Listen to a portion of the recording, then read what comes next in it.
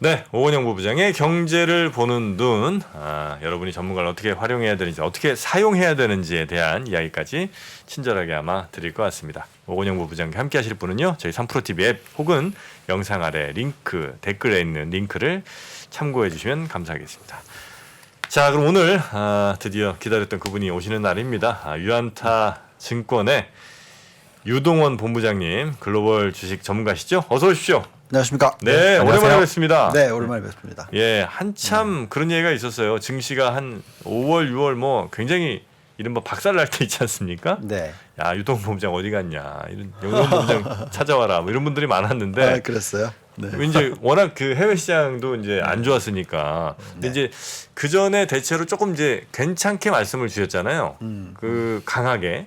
예, 그래서 이제 거기에 대한 기억들이 있는 분들이 이거 어떻게 된 거냐 이런 이제 목소리들이 좀 많았는데 참고로 이제 저는 약간 좀 생각이 달랐던 게 저는 이제 유동 본부장님 뭐 이미 다 알려진 내용이니까 그 안타인지 홈런인지 하여튼 그랩 제가 이제 가입했지 않습니까? 네, 홈런인가? 홈런이었나요? 네, 그래서 약간 좀 뭐 위험성 높고 뭐 이런 거였다고 제가 기억을 하는데 네. 그게 분명히 미국 주식이 많이 빠졌으니까 아마 미국 주식이 많이 담아놓으신 걸로 알고 있는데 네.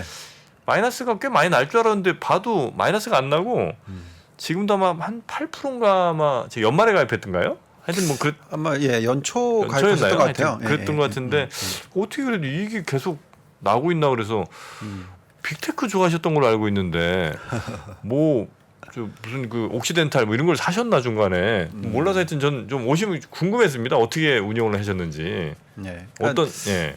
그 많은 분들께서 조금 약간 오해를 하시는 부분이 있는데 네. 제가 작년 말에 이제 시장에 대해서 얘기를 하면서 올해가 그렇게 좋은 장은 아닐 거라고 얘기를 했죠. 그러니까 무슨 얘기냐면은 플러스는 플러스일 건데 네. 한 자릿수의 상승률 정도 나올 거다라고 말씀을 드렸었고 그리고 이제 올해가 중간 선거 해기니까 네. 상반기는 안 좋고 그러니까 즉 고점 대비해서 마이너스 10에서 20% 정도 빠지고 그리고 반등을 하면 그 정도 수익률이 날 거다라고 얘기를 해드렸었거든요. 네. 그래서 이제 저희가 그 상반기에 헤징을 제대로 풀리 하지를 못했어요. 네. 그렇기 때문에 이제 제가 계속 이제 좋게만 얘기했다라고 느끼실지 모르겠으나 저희는 그 인버스를 사거나 시장 하락에 베팅을 하는 거를 투자를 하질 않았었기 때문에 네. 그냥 저희는 알파 전략으로 가져갔던 거거든요. 그러니까 알파 전략이라고 하면은 종목 선별을 잘 하는 거죠. 그래서 이제 빠질 때 덜 빠지고 오를 때 더 오르는 종목 위주로서 포트폴리오를 구성을 해서 운영을 했고요. 네. 뭐 다행스럽게도 연초 가입하셨던 분들 같은 경우에는 지금 뭐 초과 수익률이 그러니까 S&P보다는 훨씬 달성을 하고 있으니까 그래서 이제 플러스가 나는 거죠. 그러니까 이제 연초 대비해서 계산해 보면은 S&P가 마이너스 한 10몇 프로고 나스닥이 한 마이너스 20% 좀 넘거든요. 근데 지금 말씀하신 대로 이제 플러스가 지금 나오고 계시니까 그래서 그만큼 제가 지금 제 이름을 달고 운영한 지가 이제 거의 3년 가까이 되는데 평균적으로 지금 S&P 500을 한 초과 수익률 두 자릿수를 매년 달성을 하고 있어요. 그래서 어쨌든 뭐 지금은 종목 선별이 제일 중요한 시기다라고 말씀을 드릴게요. 그러니까 그때 보통 근데 제가 이제 잘 모르니까요. 우리 본부장님께서는 이제 빅테크들 많이 좋아하지 않으셨었어요? 아닌가? 빅테크도 좋아하고요. 걔는 엄청 빠졌잖아요, 근데. 근데 이게 종목 선별이라는 게 실질적으로 제가 반도체 많이 들고 있어요. 반도체? 네. 근데도 많이 빠졌죠. 그렇지만 그 반도체를 다 들고 있는 게 아니잖아요. 포트폴리오마다 좀 다 틀리지만 어쨌든 기본적으로 뭐 한 25%에서 40% 사이의 반도체를 들고 있는데 이제 그 좋은 종목들도 뭐 오를 수 있는 종목들도 들고 있으니까 뭐 일시적으로 천연가스 관련주도 뭐 10%씩 들고 갈 때도 있고 지금도 들고 있고요. 최근에는 그 바이오 종목을 또 들고 있는 것들도 있었고 또 최근에도 소비 관련주 들고 있는 게 또 있고요. 그래서 결국은 포트폴리오만큼 중요한 게 없다 지금은. 그리고 그 시각적으로 좀 변한 부분들도 없지 않아 있어요. 그러니까 뭐냐면은 제가 그 계속 말씀을 드렸던 게 그 제가 한국에 그 다시 되돌아왔던 게 2013년 14년 이때거든요. 그리고 그 개인 투자자들한테 제가 카멘트를 좀 하기 시작했던 때가 2015년, 2016년 이때예요. 그리고 제 전 직장이었던 그 키움증권에서 글로벌 얘기를 하고 포트폴리오 운영을 시작한 게 2016년이거든요. 네. 그때 이제 나스닥이 4,000 좀 넘었었을 때입니다. 예, 그래서 그때 이제 8,000 갈 거다, 12,000 갈 거다, 15,000 갈 거다 이렇게 얘기를 해드렸었고 네네네. 최근에 이제 조정이 있었던 부분에 있어서 이제 인정을 해야 되는 부분이고 그리고 또 틀렸던 부분은 뭐냐면 금리 인상 속도가 워낙 예상보다 더 빨랐고 네네. 그 이유는 워낙 인플레이션이 예상보다 높게 들어왔기 때문에 예, 거기에 대해서 인정을 했고 근데 그렇지만 그걸 어떻게 대응하느냐가 중요한 거거든요. 네. 예, 그래서 지금은 여전히 그 반등할 때 그 성장주들 위주로 투자를 하는 게 맞다라고 얘기를 해드리고 있어요. 네네네. 그게 이제 빅테크가 됐던 아니면 다른 이 인플레이션을 전가시킬 수 있는 그러니까 가격 전가가 가능한 종목을 한해서는 네. 투자를 하는 게 중요하다. 뭐 예를 들어서 테슬라일 수도 있고요, 그게. 네. 네. 뭐 아니면 구글 알파벳일 수도 있는 거고 마이크로소프트가 될 수도 있는 거고요. 네. 뭐 아니면 개별 종목 다른 뭐 중 사이즈 정도 뭐 그런 종목들이 될 수도 있는 거고요. 그래서 네. 지금 저희가 포트폴리오상 보통 한 20개, 네. 20개에서 25개 정도를 골라내서 투자를 하거든요. 네네네. 이렇게 좀 잘 버티고 있다라고 말씀을 드릴게요. 네. 알겠습니다. 여튼 뭐 결과로서 뭐 말씀하시는 거니까 여기서 근데 저 네. 수수료 더 빼가는 거예요? 아니면 제가 지금 이미 수수료가 빼고 남은 게 8%인가 이렇게 되는 거예요? 그 저한테 이제 보이는 게 있잖아요, 수익률이. 그러니까 그게 상품마다 틀린데. 아, 틀립니까? 예, 홈런 같은 경우에는 성과 보수를 주셔야 되는데. 아, 그렇습니까? 예, 기본형인 글로벌 자산 배분 랩은 그냥 수수료 뺀 숫자를 보고 계신 거기 거예요. 보고 있고요. 아, 자, 뭐 정확하게 뭘 가입하신지 제가 기억이 기본은 안 아니고 나서. 아니 안타 아니면 홈런이어야 되잖아요. 아, 그럼 홈런이면은 네. 1년 됐었을 때 성과 보수를 주셔야 됩니다. 아, 좋습니까? 드릴게요. 네. 언제 수익 나와야 드리는 그렇죠. 거죠? 8% 이상일 때. 아, 8% 이상일 때만. 네, 네. 아, 8%에서 끊겠습니다. 아니다, 더 많이 남는 게 그러시면 안 되죠. 아, 네네. 계속 가져가셔야죠. 자, 일단 오늘도 그러면 글로벌 투자 얘기 어떤 이야기부터 좀 주십니까? 네. 우선 지금 타이밍이 상당히 중요하잖아요. 네. 그러니까 다들 이제 뭐라고 얘기하고 있냐면 지금 현재 시점에서 베어마켓 랠리 뭐 그러면 이제 반등이 일어났으니까 다 던지고 도망가야 되냐. 네네. 그 질문들을 많이 하시니까 우리는 사실 고점을 보는 아니면 뭐 시장이 끝났다고 얘기하는 대세 하락장이 시작되는 시기가 옛날에 생각했던 것보다는 좀 더 앞당겨서 보고 있긴 해요. 네. 그렇지만 그래도 지금 파는 타이밍은 아니다라고 얘기를 하고 있고요. 아무리 빨리 포트폴리오를 완전히 덜어내든지 아니면 해징을 한다 하더라도 내년 초까지는 참자. 이렇게 이제 얘기를 하고 있습니다. 그래서 오늘 짚어드릴 내용은 나스닥도 보면서 전체적으로 왜 그렇게 생각하는지 사이클적으로 저희가 지금 어떻게 들여다보고 있는지 짚어드리고 그럼 언제 대세 하락장이라고 생각하고 언제 다 던지냐 아니면 완전히 해징 그러니까 시장 방향성을 상관없이 수익을 낼 수 있는 그런 포트를 구성하는 것이 언제 해야 되느냐 그런 부분도 좀 짚어보겠습니다. 네. 네. 자 우선 그 나스닥 차트부터 띄워서 한번 볼게요. 네. 예, 여기 나와 있듯이 지금 고점 대비해서 아유. 34.8%나 빠졌죠. 몇 달 사이 한 6개월 사이. 7개월 정도 됩니다. 네. 네. 원래 이제 예측을 했던 게 사실은 1, 4분기 한 1, 2월 달까지는 더 올라갈 거라고 생각했었어요. 사실 17,000을 볼 거라고 생각했는데 네. 미리 빠졌는데 그 이유는 아까도 말씀을 드렸습니다만 인플레이션이 예상보다 높게 나왔기 때문에 미 연준의 스탠스가 3월 달부터 금리를 올리는 속도가 점점 가파라졌었다라고 말씀을 드리면서 그렇기 때문에 시장이 올라가지 못하는 사이클이 먼저 나왔다라는 거고요. 그래서 지금 34.8%가 빠졌는데 그렇게 금리를 빨리 올렸는데도 불구하고 지금까지 나오고 있는 실적은 전혀 아직까지는 경기 침체를 뭐 예상할 수 있는 그런 정도 수준의 이 이익이 깨지는 모습이 안 나오고 있어요. 네네. 네, 그래서 반등이 지금 일어나고 있는 것이고요. 네. 이번 반등이 일어날 때는 전 고점을 지금 뚫고 올라갔고요. 아마도 그 전 고점인 14,500까지는 시도를 할 것 같다라는 게 저희 생각이고요. 근데 연말까지는 뭐 단기적으로는 13,000에서 13,500 볼 수 있고 아마 내년 초 또는 올해 연말까지는 요 정도 수준까지는 시도할 수 있다고 생각합니다. 근데 전 고점을 뚫고 올라갈지 안 올라갈지 부분에 있어서는 펀더멘털이 얼마나 뒷받침되는지를 봐야 될 것 같아요. 자, 그러면 저희가 지금 시나리오를 두 개를 보고 얘기를 하고 있는데요. 네. 최악의 시나리오라고 저희가 생각하는 거는 뭐냐면은 경기 침체가 빨리 오는 겁니다. 지금 다들 뭐 경기 침체냐 아니냐라고 뭐 테크니컬 경기 침체다 뭐 여러 가지 얘기가 많지만 어쨌든 실질적으로 이 내년도에 경기 침체가 온다는 가정을 집어넣으면은 분명히 이제 실적이 깨질 겁니다. 여태까지는 실적이 안 깨지고 있어요. 그래서 잘 버틸 거고 계속해서 3, 4분기 실적이 나올 때도 4, 4분기 실적이 나올 때도 안 깨질 겁니다. 제가 볼 때는.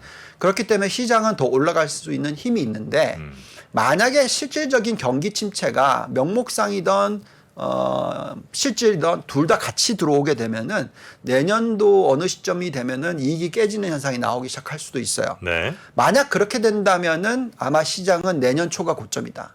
그러니까 다시 올라갔을 때 그 고점이 전 고점을 뚫고 올라갈지 아니면 전 고점보다 살짝 밑에서 끝날지 그건 정답이 없어요. 그렇지만 어쨌든 지금보다는 한 20% 정도 더 올라갈 수 있다고 지금 생각하고 있고요. 그래서 그때의 판단은 결국 내년도에 경기 침체가 일어나느냐 안 일어나느냐 이게 가장 중요한 포인트다. 만약에 일어난다 그러면은 내년 초에 전체 포트의 절반은 덜어내시고 현금을 가져가는 것보다는 인버스를 사서 헤징을 하는 전략을 가져간다든지 아니면 뭐 주식 말고 다른 어떤 상품을 투자를 한다든지 저희는 자산 배분이니까 주식 비중을 확 줄이고 뭐 그렇게 전략을 짤 수도 있습니다. 근데 이제 이 가능성도 저희가 지금 생각을 하고 있는 것이고요. 근데 그렇지 않고 요런 시나리오도 나올 수도 있어요. 그러니까 첫 번째 시나리오는 내년 어느쯤에 이제 침체가 실질적으로 올 건데 그때쯤 전에인 내년 초쯤에 아마 전고점쯤 되는 선에서 한번 고점이 형성될 거고 그때쯤에 적당히 다른 투자를 찾는 게 이제 하나의 방법인 거고 헤징을 하는 거죠. 예, 예를 들어서 뭐 우리가 홈런 랩을 운용 제가 하는 입장에서는 지금 100이 투자가 돼 있을 거 아니에요. 그 중에 25%를 팔아요. 그러면 이제 75만 들어가 있고 현금 25잖아요. 그러면 시장이 빠지면 계속 마이너스잖아요. 그러니까 시장이 빠지는 것을 대비한다면 그 25를 가지고 인버스 3배짜리를 사는 거죠. 그러면은 75%는 롱이고 75%는 숏이죠. 그러면은 이제 시장 방향성은 상관이 없죠. 그러면 이제 이게 알파 전략이 되는 겁니다. 뭐냐면 여기서 종목을 잘 골라놨으면 시장 올라가는 거 대비해서 초과 수익률 내면 10%를 내면 75%가 초과 수익률을 낼 거 아니겠어요? 그러면은 그렇게 시장이 빠지더라 하더라도 우리는 연간 단위로 거의 10% 정도의 수익을 낼 수가 있는 거죠. 그런 전략을 펼 수도 있습니다. 근데 그거는 어떻게 판단을 하냐면 경기 침체가 내년 중에 오느냐 안 오느냐. 그러니까 경기 침체가 온다면 그렇게 해야 돼요. 근데 경기 침체가 내년도에 안 온다라고 생각한다면 그건 너무 빨라요. 오는지 안 오는지는 언제 알아요? 그러니까 그거는 이제 결국 우리가 여러 가지 보고 있는 매크로 지표들을 가지고 좀 이따 설명을 해드릴게요. 근데 이제 안 오는 경우에는 이런 시나리오가 나올 수도 있어요. 지금 여기 나와 있듯이 미 연준이 3%에서 3.5%의 기준금리에서 왔다 갔다를 하는 거죠. 이게 이제 1994년 이후에 금리를 빠르게 올리고 나서 그런 식으로 왔다 갔다 하면서 시장이 계속 올라갔거든요. 그래서 지금 얼마나 빨리 올리고 어느 수준에서 또 떨어뜨리고 이런 것들을 하면서 결국 경기 침체를 막아낼 수만 있다면 시장은 내년도에 꺾이는 게 아니고요. 훨씬 뒤에 꺾일 수 있다. 그러면 연간 단위로 도대체 시장은 얼마나 올라갈 수 있는 힘이 있느냐. 이거는 결국 자기 자본 이익률이 얼마냐에 따라서 정해진다. 그래서 자기 자본 이익률이 지금 미국 S&P 500이 20%가 넘어요. 그리고 나스닥이 22%가 넘습니다. 그러면 배당을 제외하더라도 연간 15% 정도의 상승을 해줄 수 있는 힘은 생기는 거죠. 그죠? 이익을 벌어들이니까. 그래서 만약에 내년에 경기 침체가 안 오고 내후년에도 안 오고 이런 식이면 매년 경기 침체가 오지 않기 때문에 매년 15%씩 더 올라갈 수 있는 힘이 생긴다라는 거죠. 그래서 저희는 그것을 판단을 하는 그런 것들에 굉장히 많이 신경을 써야 될 거고요. 지금은 그래도 경기 침체가 저는 당장 올 것 같지는 않다라고 생각을 하고 있기 때문에 여전히 포트폴리오는 지금 종목 선별을 잘 해놓고 헤징은 아직은 안 하고 있습니다. 아직까지는 네. 좀 더 알파 전략으로 종목 선정 잘해서 이제 수익을 추구하신 방향으로 가고 있고요. 네, 좀 더 높게, 그러니까 네. 연간 뭐 20% 수익을 내려고 노력은 하겠죠. 자, 근데 지금 현재 아까 처음에 시작하면서 말씀드렸던 게 저희가 대세 하락장이 시작된 시기를 원래는 아주 길게 보면은 뭐 2026년까지도 안 일어날 거라고 생각을 했거든요. 네. 근데 최근에는 아무리 늦게 일어난다 하더라도 2024년 상반기쯤에는 포트를 덜어내야 된다라고 생각하기 시작했어요. 네. 그 이유는 여기에 나와 있는 미국의 이제 국채 장단기 금리 차가 추이가 이미 굉장히 큰 폭의 마이너스로 10년 마이너스 2년은 갔습니다. 그래서 마이너스 0.4가 넘어섰어요. 그래서 옛날 기억으로 하시면 여기 보시면 2000년도 닷컴 버블 붕괴되기 바로 전에 0.4 밑으로 깨져 내려왔었어요. 네. 여기서부터 엄청난 대세 하락장이 일어났습니다. 그래서 다들 요걸 비교하면서 지금이 닷컴 버블 붕괴되기 바로 직전이 아니냐 뭐 이런 얘기들을 많이 하세요. 네. 근데 저는 그거는 아닌 것 같고요. 그렇지만 어쨌든 지금 여기 보시면은 요때 10년 마이너스 3개월도 마이너스로 크게 내려가죠. 2000년 초반인가요? 예. 네. 그래서 요때 박살이 나기 시작했고 결국은 엄청난 경기 침체가 같이 오면서 큰 폭의 대폭락장이 왔었죠. 닷컴 버블 붕괴가 네네. 일어났습니다. 지금 현재 보시면은 10년 마이너스 3개월이 죄송합니다. 0.25까지 떨어졌어요. 살짝 0%씩 찍고 다시 올라왔습니다. 오늘 보니까 이게 한 0.1에서 0.15 정도 되더라고요. 네. 더 빠질 수 있죠. 그래서 이런 모습이 확 나오고 나면 분명히 빠질 수 있는 그런 가능성이 생길 수도 있습니다. 근데 이제 그게 상대적인 밸류에이션이 어떠냐에 따라서 틀려요. 그러니까 너무 많이 올라간 상태면 네. 당연히 폭락장이 오겠죠. 근데 이미 벌써 많이 빠져 있는 상태, 아까 나스닥 보여드렸잖아요. 네네. 고점 대비해서 35%나 빠졌다가 지금 반등을 좀 한 정도죠. 그러면 아직까지는 많이 빠져 있는 상황이잖아요. 네. 그렇다면 대폭락장은 시작되지 않을 수 있죠. 그래서 그러니까 제가 네. 말씀 중에 하나 궁금한데, 네. 그러니까 저도 이제 닷컴 버블 때를 이제 좀 보니까 네. 침체가 온 뒤에 주가가 급락했더라고요. 네. 약간 침체의 징후가 있었고 네. 주가가 급락했는데, 그러니까 이번 케이스는 침체의 징후가 없는데 주가가 먼저 빠지는 거잖아요. 그렇죠. 물론 침체가 지금 이제 장내 금리차도 있고 여러 가지 뭐 인플레이션을 인해서 기업 실적도 빠질 것 같지만, 그러니까 굉장히 저는 처음 보거든요. 왜 주가가 먼저 빠졌을까? 그러면 실제로 침체가 오는 게 맞나?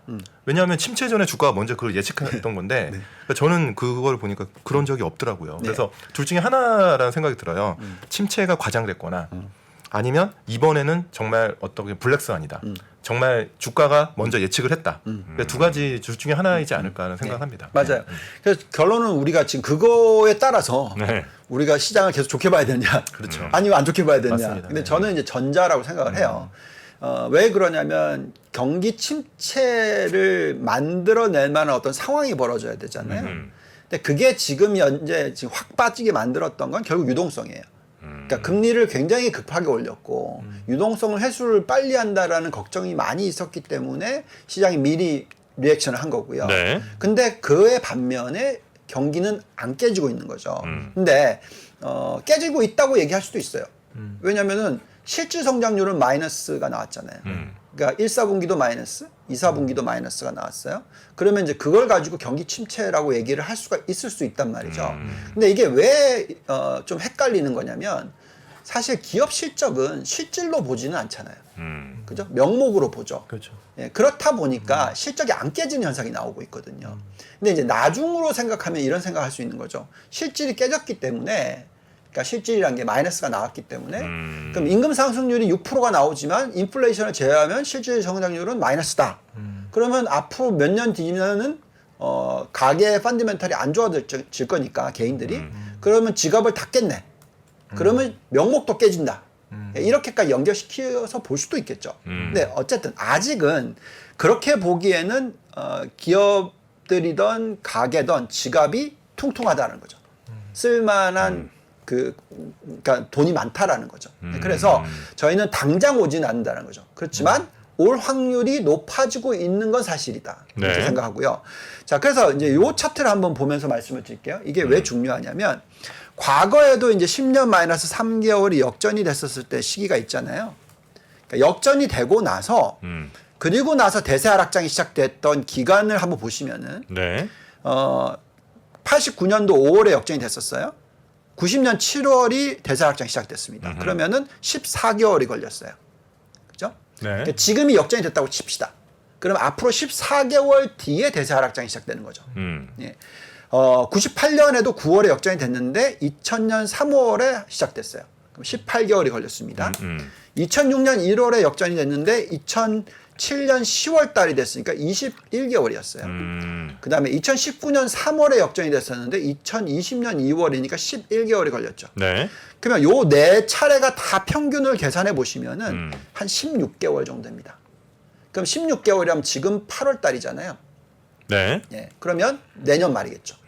그래서 지금부터 내년 말까지 시장이 올라가고 빠질 확률도 있다라는 걸 생각해야 된다는 거죠. 그래서 그럼 얼마나 더 올라가느냐도 중요하죠. 그죠? 이제 끝물이다라고 얘기를 하면서 지금 당장 팔지 말라고 얘기하면 어떡하냐. 끝물인데 언제 빠질 줄 알고 당장 네. 팔아야지 이렇게 질문하시는 분들이 많을 수 있잖아요.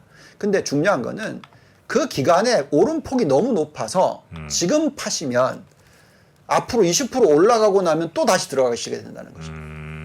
그래서 더 조심해야 된다는 거고요. 네. 그래서 너무 미리 파시면 안 된다라는 얘기를 해드리는 게 거기에 있습니다. 보시면 과거 S&P 500이 그 16개월 동안에 얼마나 올랐을까요?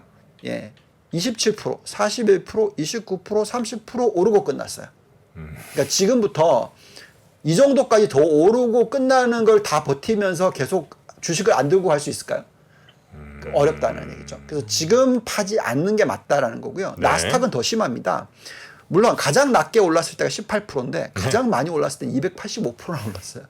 그러니까 이게 정확한 정답이 없다라는 거죠. 과거의 두 차례 얘는 30%에 10% 더한 40% 올랐다는 거죠. 네, 네. 그래서 지금부터 3, 40% 오르는 시장이 남아 있을 때 지금 던지시면은 정말 힘들어지신다라는 얘기죠. 물론 그러고 나서 아주 큰 폭의 대세 하락장이 올 수도 있어요. 네. 그 가능성은 계속 짚어봐야 됩니다. 근데 그거는 언제 오느냐? 경기 침체가 왔을 때, 올 때, 오기 한 6개월 전에 뭐 이렇게 되는 거죠. 그래서 그 타이밍을 우리가 잡아낼 수 있어야 된다고 얘기를 합니다. 자, 근데 지금은 오히려 긍정적인 것들을 더 많이 볼 수 있다고 생각하는 이유가 뭐냐면 여태까지 시장을 끌어내렸던 이유 중에 가장 큰 이유가 뭐였냐? 인플레이션이잖아요. 유가가 너무 많이 올랐고, 우크라이나 전쟁이 일어났고, 여러 가지 부분에 있어서 워낙 인플레이션이 높게 나오니까 네. 거기에 따라서 미 연준이 우리는 고용 시장이 워낙 튼튼하니까 우리는 인플레이션 잡는 게 제일 중요해. 그러니 금리를 계속 올릴 거야. 이렇게 자꾸 메시지를 전달하다 보니까 네. 그게 시장을 지배했단 말이죠. 근데 실적이 안 깨지는 과정에서 그 인플레이션에 대한 숫자가 떨어지면 시장은 올라갈 수 있다는 거죠. 근데 지금 현재 지금 여기에 나와 있는 GMI에서 나온 데이터입니다. 네. 이게 뭐냐면 원자재 가격이 앞으로 추가로 얼마나 더 떨어질 수 있는 갭이 생겼냐라는 거예요. 많이 떨어졌어요. 고점 대비해서. 그렇죠? 실제로도. 예, 네. 실제로 떨어졌죠. 그렇지만 여기 보시면 이게 플러스 19%고요. 여기 밑에까지 계산 마이너스 18%예요. 그럼 여기서부터 여기까지가 얼마겠습니까? 거의 40%잖아요. 그래서 결론은 뭐냐면 지금 현재 여러 가지 요소를 놓고 봤을 때는 원자재 가격이 여기서부터 더 떨어질 수도 있다. 저렇게 떨어질 룸이 있다는 거예요? 그렇죠. 이쪽에서 계산한 값은 그렇습니다. 네. 그렇죠? 그렇다니까 결론은 뭐냐면 지금 과하게 인플레이션 숫자가 지금 들어오고 있다. 그렇죠? 왜냐하면 지난달 9.1% 들어왔죠. CPI가. 네. 이번 주에 또 들어오겠죠. 근데 그 CPI 9.1 중에서 50% 넘게가 에너지 가격이었어요. 그죠? 유가가 네. 너무 많이 올라가 있었다라는 거죠. 근데 지금 유가가 지금 많이 내려왔죠. 네. 추가로 더 내려갈 수도 있습니다. 70에서 80달러에서 안정을 찾을 수도 있어요. 정답은 없습니다. 근데 어쨌든 이걸 보고 있으면 추가적으로 20, 30% 정도 더 떨어질 수 있는 룸이 있다라고 생각한다면 더 이상은 유가나 에너지 가격이 시장의 인플레이션을 자극하는 요소는 사라지겠죠. 그러니까 그걸 제하면 어느 정도 인플레이션이냐라고 계산했었을 때 아마도 4% 정도 된다. 절반. 그죠? 그러면 4%도 여전히 높은 인플레이션이긴 해요. 네. 그렇지만 그래도 미 연준이 금리를 아주 빠르게 올릴 필요는 없다. 그러니까 자이언트 스텝을 계속 할 필요는 없다라는 거죠. 그래서 앞으로 그 금리를 올리는 속도가 떨어진다면 시장은 올라갈 수 있는 여유가 생긴다라는 겁니다. 자, 그래서 지금 인플레이션에 대한 예측치도 보시면 네. 고점을 찍고 많이 내려왔다가 다시 올라가는 듯 했지만 또 다시 떨어지고 있어요. 결국은 2%에서 2.6% 사이 정도라고 예측을 가능한다면 제가 볼 때는 미 연준의 금리를 올리는 속도가 지금 중립금리 이상까지 올리게 되죠. 9월 달에. 그러고 나면 3에서 3.5% 사이가 되고 나면 더 이상은 올릴 필요가 없는 수준이 될 수 있다는 거죠. 그래서 그렇게 된다 그러면 시장은 더 상승을 할 수 있는 룸이 어느 정도 생긴다고 생각이 듭니다. 네. 자, 여기서 이 숫자를 보시면은 네. CPI가 네. 전달 대비해서 0% 올라가는 추세로 계산을 하면 그러니까 지금 많이 에너지 가격이 올라갔잖아요. 네. 그래서 이제 에너지 가격이 떨어지니까 그 전달 대비해서 이번 달에 숫자가 0% 올라가는 걸로 계산하면 다른 에너지만 계산할 아니요, 전체요. 그러니까 에너지는 떨어지고 네. 다른 거는 올라갈 거 아니겠어요. 네. 요즘에 뭐 렌트라든지 뭐 올라가니까 그게 두 개를 캔슬해서 0% 올라간다. 그러니까 전달 대비해서 물가가 안 올라간다라는 계산을 계속 쭉 하면 내년 초쯤 되면은 3%까지 떨어집니다. 이건 너무나 연준이 바라는 모습이겠죠. 그러니까 전달 대비 0만 나와도 네, 계속 0만 나오면. 네. 근데 그게 아니라 0.3%로 계산을 하면 그러니까 전달 대비해서 0.3%씩 올라간다고 치면 곱하기 12 하면 3.6% 나오잖아요. 그러니까 그 정도로 올라가는 거로 계산하면 내년 초에 6%대로 떨어집니다. 요 사이에 결정이 되겠죠. 정확한 정답은 없습니다. 그렇지만 3에서 4% 정도일 거라고 저는 생각해요. 그러면 올해 연말까지는 한 4%대, 내년 연말까지는 3%대. 요 정도면 높은 인플레이션이긴 해요. 그렇지만 감당 가능한 인플레이션이라는 거죠. 왜? 임금 상승률이 지금 6%, 7%가 나오고 있으니까. 그러니까 지금 임금 상승률 6%, 7%가 나오고 있는데 인플레이션이 9%니까 이게 마이너스예요. 그죠? 실질이. 왜냐면 인플레이션이 더 높으니까. 그죠? 근데 만약에 계속 임금 상승률 6%, 7%가 나오는데 인플레이션이 4%, 3%로 떨어졌다. 그러면 이제부터는 실질 임금 상승률이 플러스가 전환이 되는 거죠. 그러면 계속 소비가 일어난다라는 거죠. 경제 성장률이 침체로 안 간다라는 거죠. 그래서 그거 생각했었을 때는 아직까지는 여유가 있다라고 생각합니다. 자, 그러면 우리가 언제 다 던져야 되느냐? 이거를 다들 지켜볼 거고 언제 경기 침체가 올 건데 정말 언제 큰일 나는데? 라고 질문들을 많이 하세요. 그래서 저희가 여기서 지금 뽑아 본 건데 저희는 요 6가지 지표를 보면서 6가지가 다 일어나야지가 아니고요. 이 중에 하나라도 일어나면 조심스러워집니다. 뭐냐면 우선 첫째는 미국의 10년 국채 금리 또는 미국의 이 연준의 금리가 3.5%를 넘어서기 시작하면 3.5. 예. 연말 지나면 3.5쯤 되는 거 아니에요? 예. 부담스럽다는 거죠. 만약 그렇게 되면 예. 그러면 이게 하나는 뭐 일어나는 게 되겠죠. 근데 이제 하나만 일어났다 그래서 다 던져야 되냐 그건 또 아닐 수가 있고요. 네, 또 두 번째는 뭐냐면 지금 모기지 금리가 30년 모기지 금리가 얼마까지 치솟았었냐면 6% 이상으로 올라가기도 했었어요. 근데 지금 다시 또 떨어졌어요. 5%대로. 근데 저희가 생각할 때 가계가 정말 힘들어지는 거는 모기지 금리가 7%대 이상, 7.5% 이상으로 올라가면 힘들어집니다. 예, 그래서 아직까지는 여유가 있다고 생각하고요. 그 다음에 이제 실업률 데이터가 나왔죠. 근데 요번에 실업률 데이터가 나오면서 금리를 올리는 속도에 대해서는 두려워했지만 시장이 그렇게 확 무너지지는 않았죠. 오히려 뭐 살짝 뭐 올라간 지수도 있었죠. 다우 같은 경우에. 그러니까 왜 그러냐면은 그만큼 고용이 튼튼하기 때문에 소비가 일어날 거라고 생각하는 거죠. 예, 그래서 실업률이 4.5% 이상 치고 올라갈 때 정말로 어떤 이 경기 침체가 올 수 있다.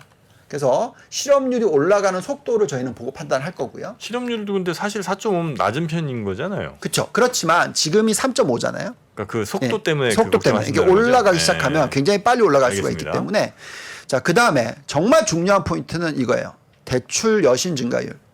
그러니까 이게 왜 그러냐면 여신 증가율이 10%일 때는 경기 침체가 올 수가 없습니다.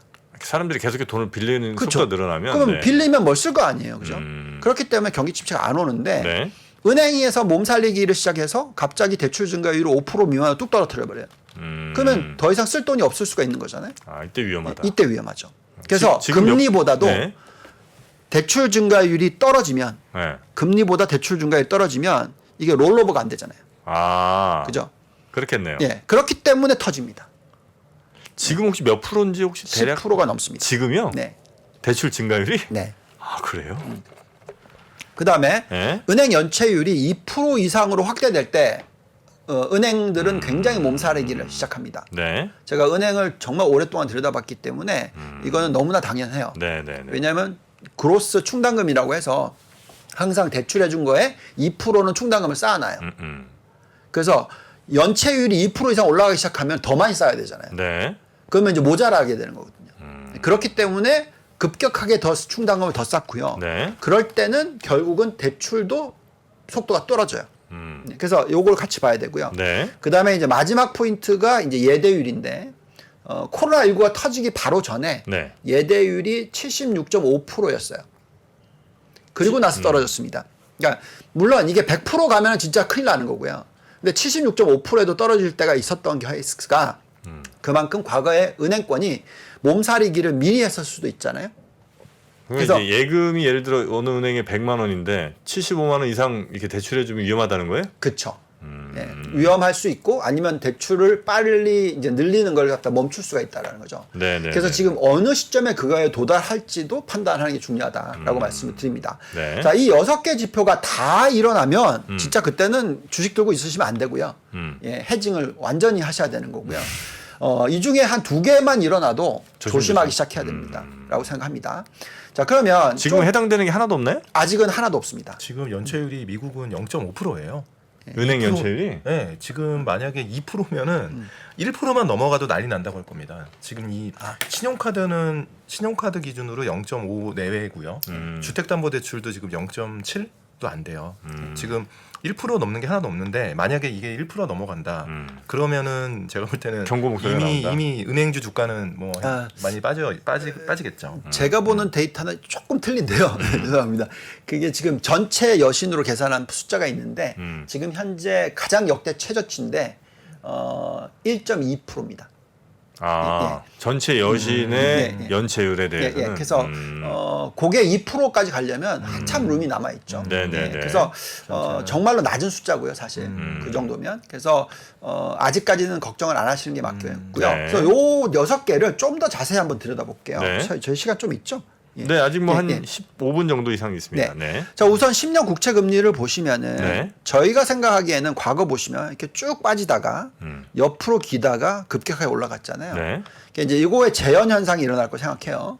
쭉 빠지다가 옆으로 기는 현상이 일어났다가 올라갈 거라고 생각합니다.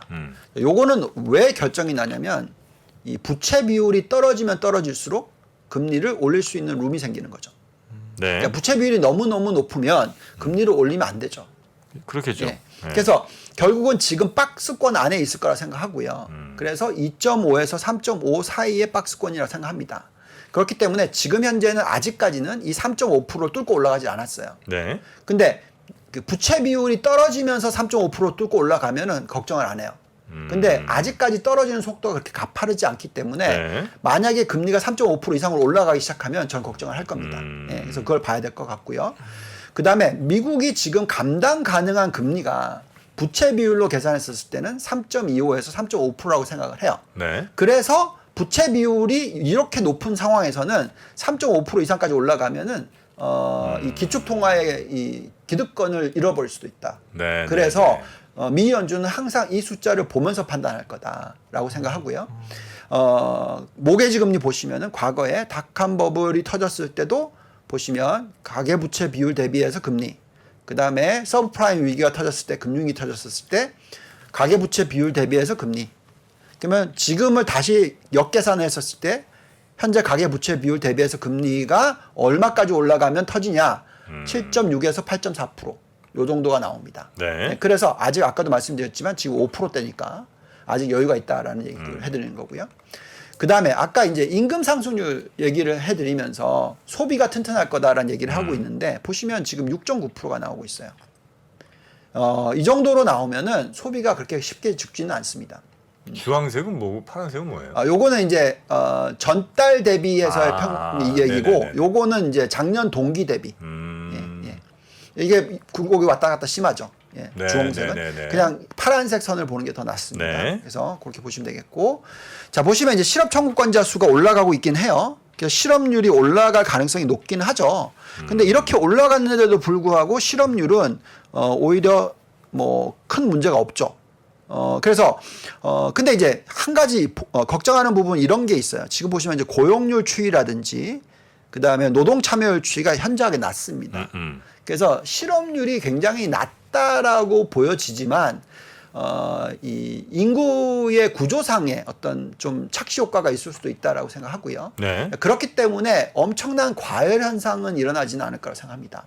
지금 현재 시점에서는 저축률 추이가 떨어졌어요. 이렇게.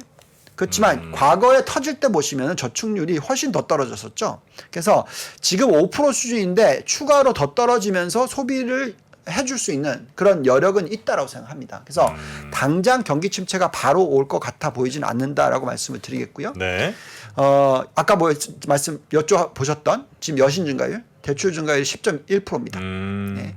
그리고 예대율이 지금 59.5에서 지금 63.5까지 올라왔어요. 4%포인트. 76.5까지 가려면 아직 멀었죠. 그래서 계산했더니 이런 숫자가 나옵니다. 예대율 76.5%를 돌파를 하는 시기가 어느 정도 될까?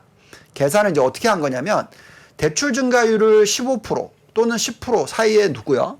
예금 증가율을 4.5에서 5% 정도로 두고 계산했었을 때 언제 그러면 76.5%를 돌파를 하느냐? 네.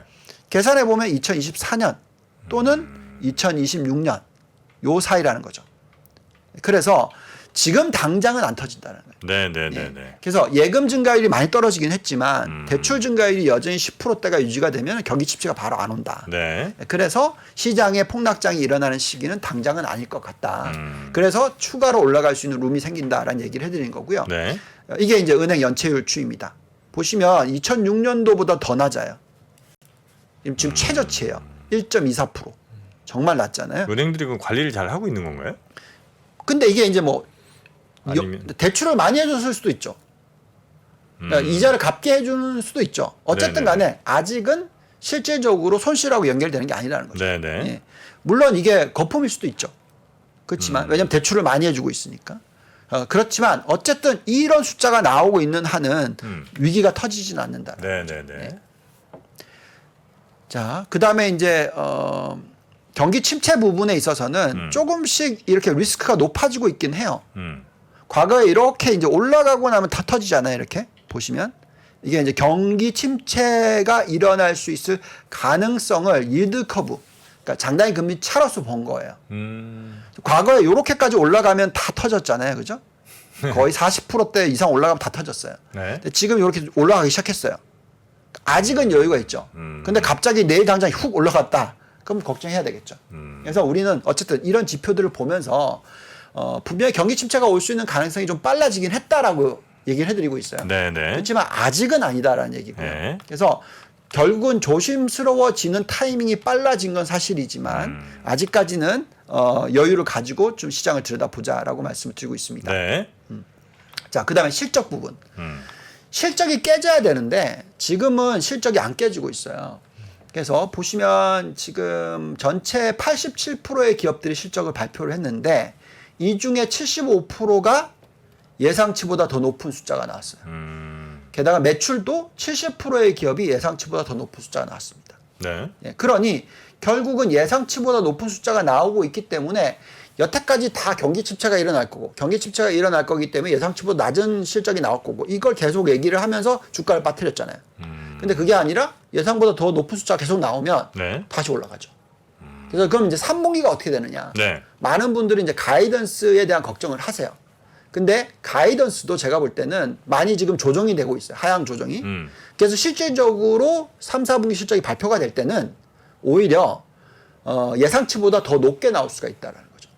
그러니까 예를 들면 지금 원자재 가격이 많이 빠졌잖아요. 네네네. 예, 그런 것들이 반영이 되면서 마진 축소 현상이 예상보다 덜 일어날 수가 있다라는 거죠. 네네. 그래서 어쨌든 실적이 깨지는 모습이 나올 때 걱정을 하자. 근데 실적이 깨지는 모습이 언제 나오냐면 경기 침체가 일어나면 나오겠죠. 근데 아직은 경기 침체이냐 아니냐에 대한 답변이 없기 때문에 지금 당장 시장에 대해서 이미 많이 빠진 상태에서 그렇게까지 비관적으로 보실 필요는 없다라고 말씀을 드리고 3, 있습니다. 4분기를 약간 조금 어둡게 보는 기업들의 가이던스가 있긴 있는데 그거보다는 오히려 그 더 괜찮게 실적이 나올 가능성이 높기 때문에 그렇죠. 그것도 역시 서프라이즈로 우리가 나올 수 받아들일 있다라는 테니까. 거죠. 네. 아. 네. 이미 벌써 조정을 하고 있고요. 네. 그래서 이제 저희는 이제 중요한 거는 그러면 이제 뭐 다 좋다 이거죠. 그러면 뭐 어떻게 해야 되는데 포트폴리오 어떻게 구성을 해야 되는데 저희가 이제 드릴 수 있는 말씀은 너무 변수가 많아요. 그러니까 경기 침체가 바로 올 수도 있고 아니면 한참 뒤에 올 수도 있고 정답이 없잖아요. 그러니까 소비자가 갑자기 나 큰일 났어. 나 이제 그냥 소비 안 할래. 이렇게 갑자기 지갑을 닫아버리면 네. 경기 침체가 바로 올 수 있죠. 그게 지금 센티먼트가 굉장히 안 좋으니까. 네. 그러니까 근데 그게 아니라 나 괜찮아. 계속 소비할래. 하면 더 오래 가는 거고요. 그러니까 정답이 없다 보니까 우리가 뭔가 정답을 낼 수 있는 걸 보고 판단해야 돼요. 네. 근데 지금 낼 수 있는 건 뭐가 하나가 있냐면 인플레이션이 내년 연말이 돼도 3% 밑으로 떨어지기는 어렵다. 이건 알 수 있어요. 그죠? 네. 예. 아까 보여드렸듯이 숫자를 보면서 판단했잖아요. 그러면 3% 이상의 금리가 유지가 될 때는 금리가 아니라 인플레이션 유지가 될 때는 네. 우리가 뭐 어떻게 해야 되냐면 가격을 정가시킬 수 있는 기업, 경쟁력이 있는 기업에 투자를 해놓으면 네. 항상 S&P 대비해서 연간 초과 수익률이 11% 이상이 창출이 됩니다. 자, 그래서 테슬라 사셔야 되는 거예요. 예, 그래서 마이크로소프트를 사셔야 되는 거죠. 그래서 테슬라입니까 답이? 그러니까 뭐 종목을 고르자면 네. 전기차에 있어서 네. 그죠? 왜냐면 걔네들은 뭐 지금 안 좋다 그러면서 계속 가격 올리잖아요. 마진 유지시킬 수가 있는 거죠. 그러니까 실적이 안 깨진다는 얘기입니다. 네. 네. 그래서 그런 기업 위주로 사야 됩니다. 뭐 부동산이 앞으로 안 좋을 거다 얘기를 하지만 뭐 그 종목들 골라내시면 돼요. 제가 들고 있기 때문에 종목은 말씀 못 드리는데 네네네. 그런 종목들 주택 시장에서도 또는 뭐 아니면 소비 시장에서도 제가 안 들고 있는 거 얘기해 드릴게요. 크록스. 뭐 또는 그러니까 가격 인상이 가능한 기업들 얘기하시는 그렇죠. 거죠 지금. 예. 네. 그러니까 인플레이션이 있는데 가격 정가 가능한 기업들. 뭐 스타벅스, 코카콜라 이런 거 아니에요? 그렇죠. 그런 것도 네. 있죠. 그래서 보면 뭐가 있냐면 임의 소비재가 있고요. 네. 필수 소비재가 있고요. 네. IT 기업들이 있고요. 뭐 전기차들도 될 수 있고요. 네. 또 뭐가 될 수 있냐면 부동산도 될 수가 있어요. 예. 그래서 통시도 될 수 있습니다. 그래서 네. 종목들을 잘 골라내셔야 됩니다. 근데 부동산은 부동산 유틸리티 관련이에요? 아니면은 아니 실질적으로 건설 회사들. 건설 회사들이요? 예. 부동산 건설 회사들. 네. 주택 가격이 하락해도 하락을 하는 게 아니라 네, 하면? 하락이 아니라 지금은 너무 많이 오르는 게 네네네. 떨어지겠죠. 네. 근데 떨어지는 폭이 이제 그 인플레이션 정도 숫자 가격 정가를 가능하다라는 거죠. 지금은 20%씩 올라가고 있는 게 한 3%대. 네. 그 정도의 상승, 그러니까 마이너스로 가는 게 아니라 네. 예, 그렇게 되면은 계속 경쟁력이 있는 거죠. 실적이 계속 좋게 나오는 거죠. 네네네. 그래서 저희가 이제 성장주를 보면은 대형 기술주, 반도체 IT, 신재생 에너지, 바이오 헬스케어, 전기차 이렇게 해서 70% 들고 가고요. 네. 그다음에 가치주로서는 천연가스, 고유 에너지, 원자재, 금융, 건설 소비재, 대체자산 해서 30% 들고 갑니다. 자, 7대3 전략이고요. 네. 여기서 또 하나 더 말씀을 드릴 거는 아까 말씀드렸던 거는 가격 정가 관한 부분이고요. 지금 또 말씀을 드릴 부분은 뭐냐면 아까 장당의 금차 보여드렸잖아요. 10년 마이너스 3개월. 요게 지금 아까 얼마였죠? 0.1, 0.25. 네. 그러니까 요 정도일 때는 성장주가 더 퍼포먼스가 좋아요. 그러니까 장당의 금차가 굉장히 좁아졌을 때는 네. 성장이 희귀하기 때문에 성장주가 더 좋습니다. 그리고 또 지금 경제 성장률이 실질 성장률이 지금 거의 마이너스잖아요. 네. 그리고 이제 좀 올라간다 하더라도 2%를 치고 올라가지 못하겠죠. 그러면 그 정도 수준일 때 또 성장주가 더 퍼포먼스가 더 좋아요. 예, 그래서 저희는 성장주 위주의 포트폴리오를 가져갑니다. 가치주보다는 지금도. 예, 그래서 지금 현재 포트폴리오 중에서 저희가 뭐 대형 기술주, 반도체, 신재생 에너지, 바이오 헬스케어, 전기차 들고 가고요. 네. 대신에 이 안에서도 종목마다 또 틀려요. 그러니까 가격 정가를 할 수 있는 종목들이 중요하죠. 예. 그래서 저희는 예를 들어서 13개의 성장주, 대형 기술주로 보자면 네. 엔비디아를 사기보다는 AMD를 사겠죠. 반도체로 보면. 저희가. 예. 또는 마이크로소프트와 알파벳을 사겠죠. 구글을 사겠죠. 네. 예, 아마존을 사기보다는. 예. 뭐 이런 식으로 종목을 골라내는 거고요. 아마존은 왜 아니고 그러니까 엔비디아랑 AMD는 왜 이렇게 그러니까 상대적으로 네. 저평가되어 있냐 고평가되어 있냐 그리고 상대적으로 이 매출 증가율이 어떻게 나올 거냐 가격 전가가 어떻게 되느냐 시장이 어떻게 변하느냐 이것을 이제 구분하는 거죠. 네네네네. 또 이 신재생 에너지에 있어서도 결국 종목을 잘 골라내셔야 돼요. 근데 보시면은 신재생 에너지 한국 종목들도 올라오고요. 중국이 올라옵니다. 대신에 미국 기업들은 밑에 있어요. 그래서 신재생 에너지는 또 이 국가별로 계산했었을 때 아까 반도체는 당연히 한국과 미국 쪽이 더 좋고요. 특히 미국 쪽이 더 좋고요. 근데 신재생 에너지는 반대로 중국과 한국이 더 좋고 미국이 상대적으로 덜 좋습니다. 그러니까 이렇게 종목을 골라내야 되는 거고 전기차를 보시면은 미국 종목, 한국 종목이 올라와요. 그리고 중국 종목도 올라옵니다. 근데 테슬라나 뭐 보시면 현대차, 기아차도 상당히 좋게 나오죠. 그 다음에 뭐 이제 고유 에너지 같은 경우에는 천연가스 쪽은 좋아요. 네. 예. 근데 완전 그러니까 석유 에너지 쪽은 그렇게까지 좋지는 않습니다. 그래서 종목을 또 잘 골라내셔야 된다고 말씀을 드리겠고. 그 혹시 이런 뭐 예를 들면 신재생 에너지 관련이라든지 뭐 전기차 이런 걸 이제 골라내실 때 정치적인 것도 고려해서 골라내세요? 아니면 그거는 이제 판단의 영역이 아니니까 그건 배제하고 그냥 기업의 가치로만 가십니까? 기업의 가치로 가는 게 먼저고요. 네. 그 다음에 이제 정치적인 이슈를 생각은 하죠. 아 그렇습니까? 그러니까 예를 들면 이런 겁니다. 아까 그 신재생 에너지로 놓고 봤었을 때 네네. 보시면은 이제 진코솔라, 캐네디안 솔라, 다초뉴 에너지가 다 중국 기업이잖아요. 근데 중국 기업을 사요. 네. 미국에 상장이 돼 있는데 네. 왜 지금 미국 공격하고 막 서로 막 싸우고 있잖아요. 그래도 주가는 올라가요. 그래서 왜냐하면 경쟁력이 있으니까. 네네네. 그래서 결국은 정치적인 요소를 감안은 하지만 처음에 투자 결정을 내릴 때는 정치적인 요소는 배제시키고 먼저 기업을 뽑아낸다. 이게 네. 더 중요합니다. 저기 있는 거 종목들이 다 포트폴리오에 지금 트레이딩 하고 계신 건가요? 네, 다는 말씀 못 드리고요. 아, 네네. 예. 그 이제 매력도를 이렇게 네, 쭉 네. 이제 리스트를 하셔갖고 그 중에 이제 어떤 기업들을 골라내시는 거죠, 저 중에. 네. 네. 이게 신재생 에너지가 이렇고 전기차가 이렇고 그다음에 아까 고유 에너지가 이렇고요. 또 원자재도 보시면은 뭐 알버말이나 서든카퍼, 리오틴토 뭐 이런 거 종목 골라내고 또 금융 업종에서도 이렇게 가격 전가 가능한 기업들로 위주로 들어가고요. 또 부동산도 아까 말씀드렸죠. 부동산 건설 기업 중에서 뭐 이런 종목들 제가 종목을 얘기를 할 수는 없습니다. 네. 예, 아무튼 이렇게 뽑아 보고요. 그다음에 이제 소비. 지금 계속 소비 미국은 좋을 것 같아요. 저희가 생각할 때. 네, 저희가 아직 여기에 있는 종목은 하나도 안 들고 있는데 네. 예, 정말 사고 싶은 종목들이 이렇게 올라옵니다. 네.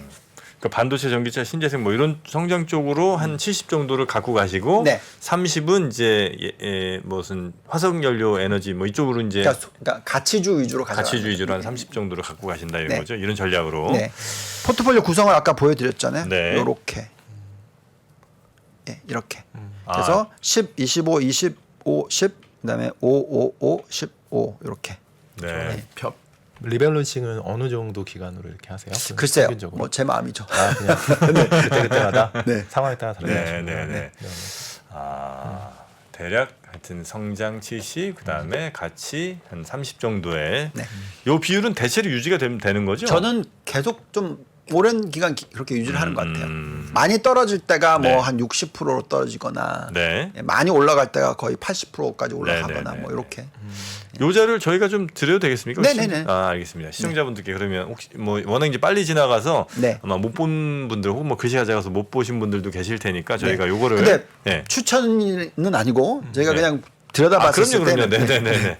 네. 종목에 대해서는 사실은 전혀 아니고, 네, 네, 그냥 네. 저희가 자료 업로드 해드릴 테니까. 그냥 공부하시기 힘드시면 네네네. 랩 상품을 보시면 되겠고. 네, 알겠습니다.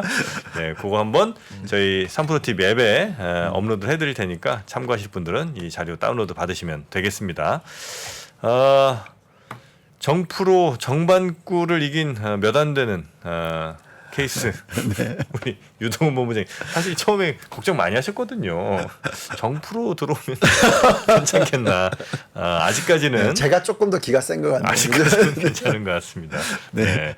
자, 하여튼 우리 유동훈 본부장님 네. 오늘도 글로벌 투자의 저희 전략에 대해서 또 유동훈 본부장님이 뷰를 전해주셨고요. 뭐 이전과 비교해서 뭐 많이 달라지진 않는 것 같습니다. 네. 그래서 근데 뭐 아까도 말씀드렸지만 네. 정말 큰 대세 하락장이 시작되는 시기가 좀 더 빨라지고 있기는 해요. 그래서 그걸 찾아내는 게 네. 그 타이밍을 잡아내는 것만큼 중요한 게 없겠죠. 보통 저는 굉장히 장기적인 투자를 하는 스타일이기 때문에 네. 지금 굉장히 긴 사이클의 끝물이라는 얘기는 해드릴게요. 근데 그게 앞으로 1년이 남았을지 6개월이 남았을지 네. 3년이 남았을지 정답은 없어요. 그렇지만 어쨌든 여러 가지 지표를 보면서 그걸 판단을 하고 네. 또 대응을 해나가는 게 주식이니까 예, 그래서 그렇게 하는 게 맞을 것 같습니다. 침체가 예상보다 빨리 올 수도 있는 거니까 하여튼 네. 그거는 우리 유동훈 본부장님께서 혹시라도 그런 시그널들이 몇 개 좀 더 빨리 나온다 싶으실 때는 또 저희 네, 컴플레이트 아까 TV에 보여드렸고 예. 예, 분명히 말씀드리겠습니다. 네, 오셔서 또 빨리 얘기해 주시기 바라겠습니다. 네. 자, 오늘 화요일 저녁 저희와 함께 시간 또 잘 저에게 좋은 정보 주신 우리 유동훈 본부장님 고생 많으셨고요. 네. 또 뵙겠습니다. 감사합니다. 네, 감사합니다. 고맙습니다. 전문가라는 그 단어 있잖아요. 어느 정도가 전문가인지 잘 모르겠어요. 제가 전문가라고 얘기해 본 적은 한 번도 없어요. 다만 한 가지 확실한 건 조금 이제 그쪽에 덕후인 건 맞는 것 같아요. 드디어 3프로TV에서 오건영 부부장의 경제 강의가 출시됐습니다. 저는 17년 동안 하루도 빠짐없이 마켓 봤거든요. 그래서 휴가지 같은 데 가서 새벽 몰래 보죠. 이거 보죠. 이거 보잖아요. 이거 혼나죠 그러다가. 얘는 덕후죠 덕후. 제가 가봤던 길이잖아요. 여기에는 뭐가 있고 여기에는 뭐가 있고 여기에는 뭐가 있어요 하면서 쭉 한번 알려드릴 거예요.